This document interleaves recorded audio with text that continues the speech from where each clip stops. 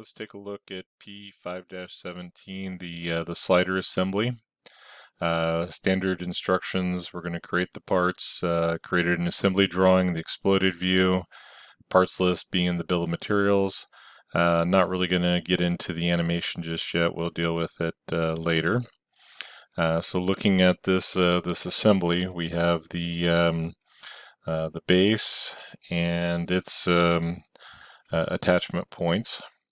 Then these little arms over the top, the slider rail, the slider being that as this rotates, we're going to see a change in the stress or the forces that are being applied.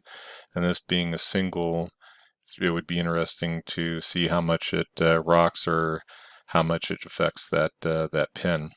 What we don't know is if this is maybe motor driven from underneath going through the part, some type of motor, an extension on the shaft from up above. We put a little V groove in here and run it with an oversized O-ring and have the motor attached somewhere else. Those are all drive options. Or maybe there's something that is attaching to the slider and we're going from linear to rotate. So I want to start looking at design intent and those design constraints as we start the process. So let's zoom up just a little bit here. See if I can navigate around.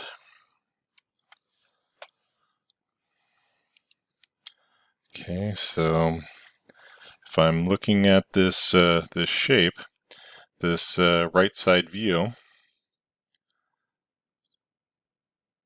that we have available, I can utilize symmetry. So I'm basically drawing just half of this part, mirroring it over, and then we extrude it in that direction. That gives me a good mix of options to work from.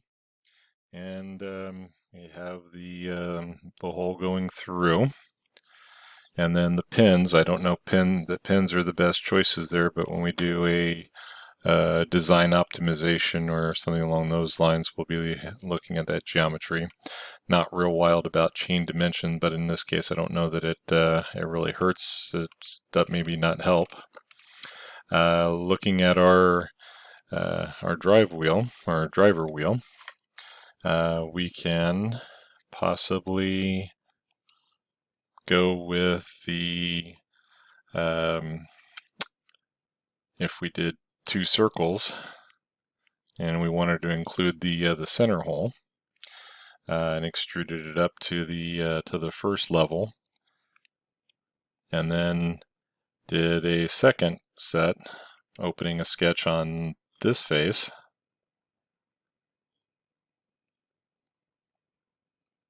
and extruding it up to that dimension. And so then the other option would be to create our center line, and then to include the hole in the revolve, we would draw a profile that looks like that. Our critical dimensions then are going to come back to be the 8mm where that pin is pressed in, since there's not another mechanical fit. And then depending on how we're driving, the 10mm hole is also looking at being a press fit, so that would be a critical dimension. The outside may be a little bit positioned for the motion. How much throw we're going to have is going to be off the center, but not overly critical. Our slider shape. So our slider shape, we're going to be able to use this in geometry, and because this is going to need to move freely on the shaft, there's going to have to be a clearance. So that would be like a plus dimension if we're thinking about our tolerances. Again, this drilled hole is the pin that's pressed in there is going to have that arm driving it as it goes through its motion. So there's going to be a little bit of a twist there.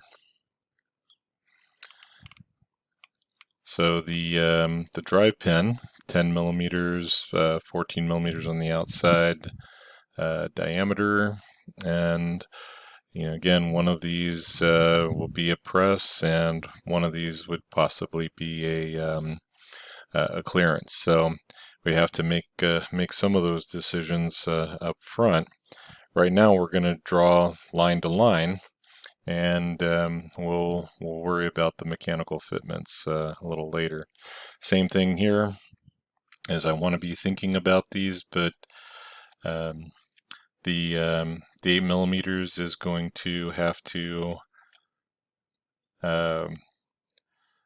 be some kind of press fit for the shaft, and then press fit or clearance fit for the pins. So mechanically, this should maybe be a tapped hole, and on the base we would have a counter bore or possibly a countersink, depending on the clearances and the geometry.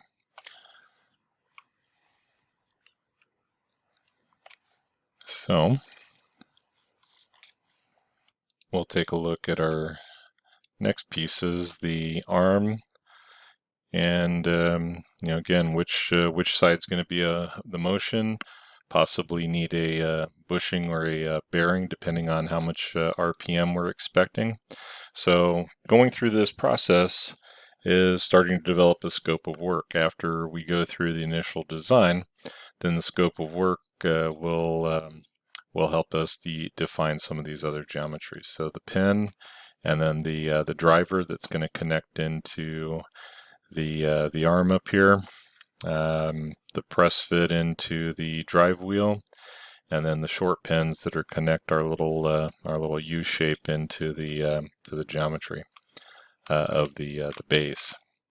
So complicated, but not too complicated. So we'll start off with the drawing, creating the part and sketches for the base, and then work on the assembly, and then create the drawing for this slider assembly.